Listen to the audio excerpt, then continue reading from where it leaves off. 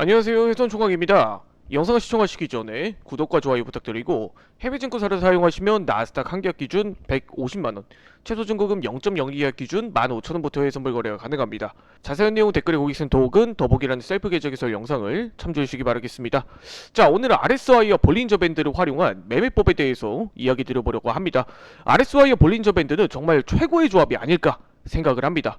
그 이유는 볼린저 밴드와 RSI의 각자 부족한 역할들을 서로 보완하는 관계에 있는 지표이기 때문이에요. 그렇기 때문에 이 두 지표의 조합은 마치 쌀밥과 김치 같은 역할이라고 생각을 해주시면 됩니다.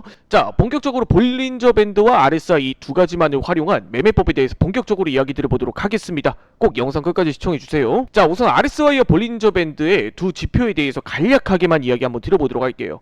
볼린저 밴드와 RSI의 개별 강의는 제 채널에 업로드되어 있으니까 이 디테일한 내용들은 해선총각 유튜브 채널을 참조해 주시기 바라겠습니다. 자, 우선 볼린저 밴드는 다들 아시죠? 너무 유명한 지표입니다. 볼린저 밴드는 존 볼린저라는 투자자에 의해서 개발이 된 지표인데, 이 볼린저 밴드 밴드 범위가 있죠. 상단, 중심, 하단, 이 밴드 범위 안에서 움직일 확률이 무려 97%에 달한다.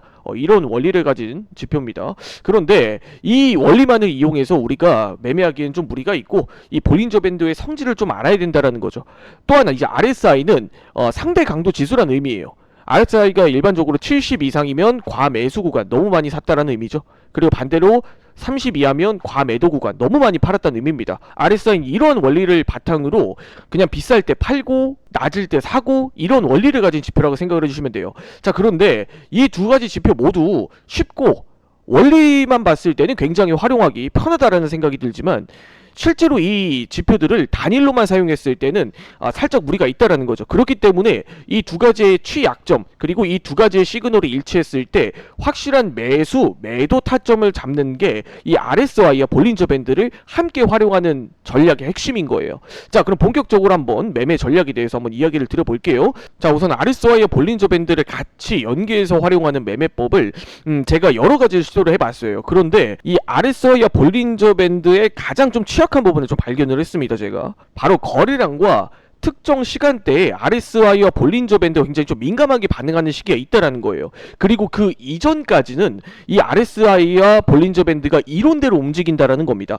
즉, RSI와 볼린저 밴드는 거래량이 없을 때는 우리가 예외를 두지 않고 그냥 일반적으로 밴드 범위 내에서 RSI의 시그널과 일치했을 때를 활용하는 방법과, 그리고 이 거래량이 많아지는 시기죠. 거래량이 많아지는 시기에는 우리가 다른 전략으로 좀 구사를 해봐야 된다는 거예요. 총 RSI와 볼린저 밴드를 활용하는 방법이 이제 두 가지가 있다라는 겁니다. 자, 이 부분에 대해서 한번 본격적으로 한번 이야기를 드려볼게요. 자, 나스닥 1분봉 차트와 함께 살펴보도록 할게요. 자, 지금 시간은 거래량이 없는 시간대예요. 평균적으로 대한민국 시간 기준 아침 9시부터 16시 이전까지가 되겠죠. 자, 여기서 거래량이 없는 시간대에는 RSI와 볼린저 밴드를 우리가 활용하는 일반적인 전략과 동일하게 사용을 해주시면 됩니다. RSI 상단선에 부딪혔을 때 70 이상의 구간에서는 우리가 매도 포지션을, 그리고 말 그대로 볼린저 밴드 상단선에 닿았을 때 우리가 이 두 가지 신호가 일치했을 때는 매도 포지션을 진입을 해주시면 돼요. 그리고 RSI가 30 이하 자리 위치해 있을 때 볼린저 밴드 하단선을 터치했다면 우리가 매수 포지션을 진입하는 방식입니다. 이 방식은 우리가 일반적으로 활용하는 방식이죠. 이 두 가지 신호가 일치를 했을 때는 이 프레장에서 기가 막히게 잘 맞아요. 자, 이게 제가 말씀드렸던 첫 번째 두 가지 진입 신호가 일치했을 때 진입하는 방법이 이 매매의 시그널이 일치했을 때를 활용하는 방법이에요. 자, 그런데 가장 중요한 건 바로 이 두 번째입니다. 제가 9시부터 16시 이전까지는 이 방식을 활용해도 된다라고 이야기를 드렸었죠. 자, 그러면 16시 이후부터 우리가 나스닥 본장에 들어갔을 때, 즉 거래량이 많아지는 시기에는 어떻게 활용을 해야 될까요? 바로 이 부분입니다. 이제부터가 본격적으로 중요한 부분이에요. 자, 현재 나스닥 본장 개장했을 때 우리가 시그널이에요. 자, 지금 차트를 보시면 음봉이 1분봉에서 크게 떨어졌고 30 이하의 자리에서 위치를 해 있네. 볼린저 밴드도 하단선을 터치했고, 자, 그럼 여기서 매수 포지션을 진입하는 게 절대로 아니에요. 본장 거래량이 많아지는 시기에는 이때 매도 포지션을 진입하는 게 맞는 방식이에요. 제가 알고 있는 거랑 완전 다른데요? 해선총각님, 이거 뭔가 잘못된 거 아니에요? 라고 생각을 해주실 수 있어요. 자, 그런데 여기서 이 원리를 알아야 된다는 거예요. RSI와 볼린저 밴드가 벌어지고 반대로 30 이하의 위치에 있다는 건 그만큼 나스닥 본장 들어서 거래량이 많아지는 시기에 매도세가 터져 나왔다라고 생각을 해야 됩니다.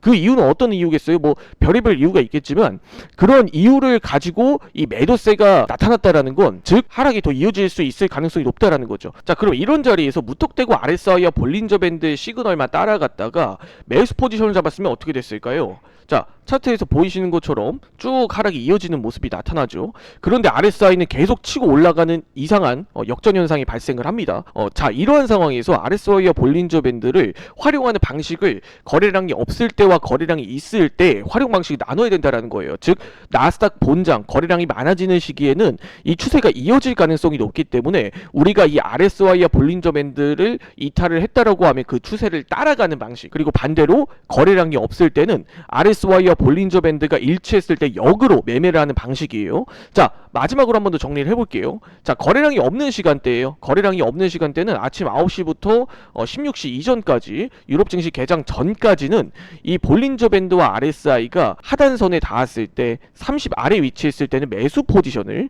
그리고 반대로 70 이상의 구간에서 볼린저 밴드 상단선을 터치했을 때는 매도 포지션을 잡는 게 맞지만, 반대로 거래량이 많아지는 시기죠. 거래량이 많아지는 시기에 나스닥 본장 기준으로 한번 이야기를 드려보자면, 여기서는 이제 한쪽으로 볼린저 밴드가 팽창을 하고 또한 한쪽으로 RSI가 치고 나간다라고 하면 그 우리가 방향성을 따라가는 게 맞다라는 거예요. 자, 여기까지 오늘 영상 마무리 짓도록 하겠습니다. 해외증권사 계좌 개설 혹은 메타트레이더 관련 문의사항은 아래 댓글에 고객센터 혹은 더보기란의 셀프 계좌 개설 영상을 참조해 주시기 바라겠습니다. 지금까지 해선총각이었습니다. 영상 시청해 주셔서 감사드립니다.